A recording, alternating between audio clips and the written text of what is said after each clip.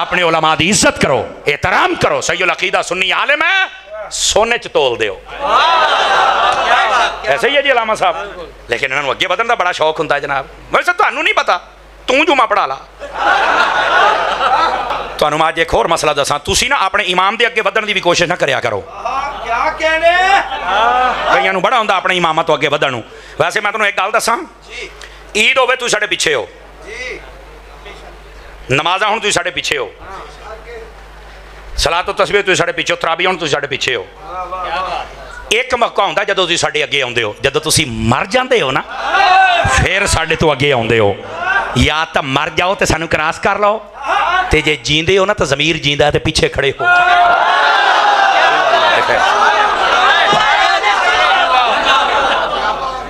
हुण ना बो, हुण मैं उलमा दी शान बयान की, हुण ना बोले आ जाए।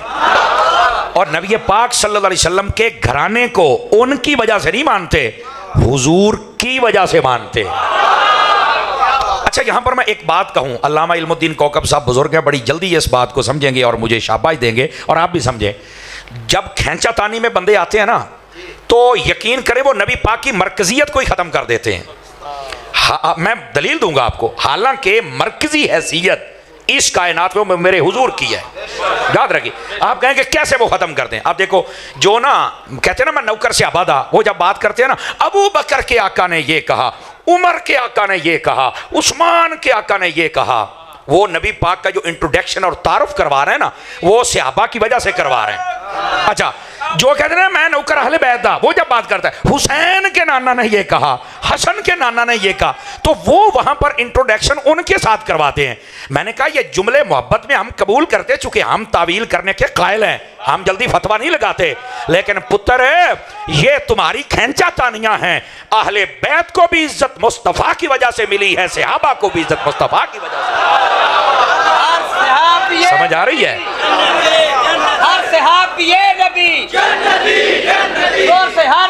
सारे बोलो, सारे।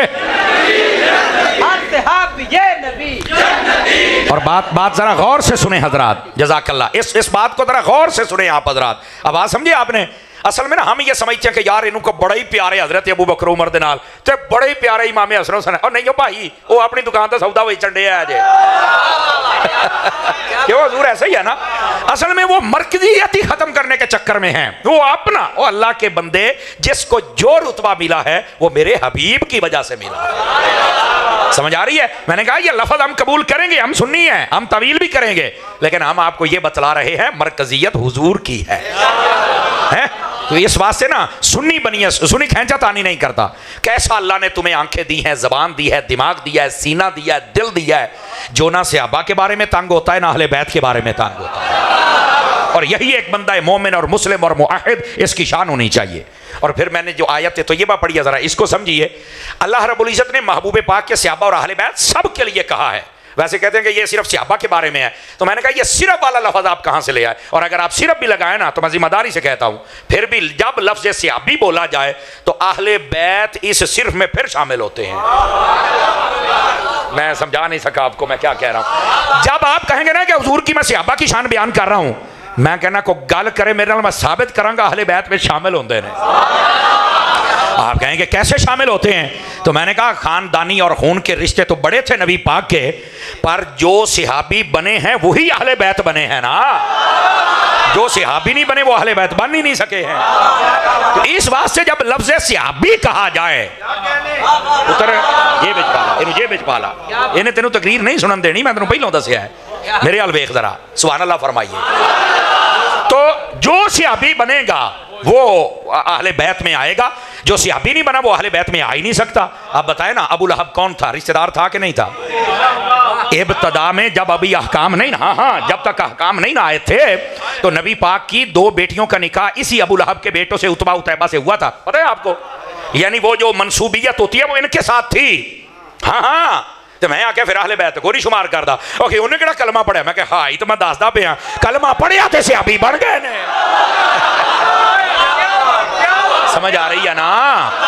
5-4 बंदे चुप बैठे हो, बोल लो, जो तुहानू को बिल आ गया तो मैं भर छड्डांगा। इस वास्ते जज़ाकल्लाह। तो जब लफ्ज़ सहाबी कहा जाए सिर्फ अला लफ्ज़ लाला तो तामी विच अहले बैत शामिल ने पुत्र।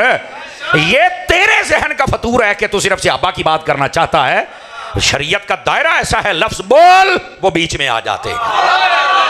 अब सुनिए सहाबा और अहले बैत के बारे में मेरे रब ने क्या फरमाया है। मेरा रब फरमाता है उलाइकल्लज़ीना इम्तहनल्लाहु क़ुलूबहुम लित्तक़वा।